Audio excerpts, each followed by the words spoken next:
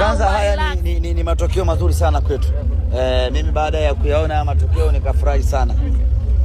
Kuna vitu viwili vinapatikana kutoka kwenye matokeo haya. Kimoja sitokisema, lakini kimoja kinatupa nguvu ya kuendelea kuamini ya kwamba bado kuna kazi kubwa ya kwenda kufanya. Mwanadamu akipata huwa anajisahau, na akikosa huwa anaongeza umakini. Kwa hiyo kwa kukosa ushindi hii leo, maana yake inawaongezea deni wachezaji kwamba twendeni tukapambane kwa ajili ya mechi inayokuja. Sisi mechi hii ya leo plus matokeo yake hayana cha kufanya kwenye record za Simba, bali inakwenda kuamsha ari kwa wachezaji wa Simba kuelekea katika mechi inayokuja.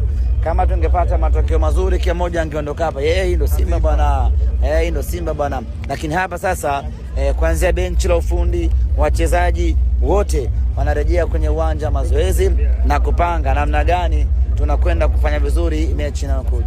Lakini vile vile una mechi kubwa inayokuja. Ukishinda maana yake ni kwamba unatengeneza hata tension kwa mpinzani wako. Huyu anaonekana ana hatari, lakini hata hivi inapunguza ile munkari ya mpinzani, kwa sababu kwenye fikra zake kipo anachoamini kuhusiana na Simba.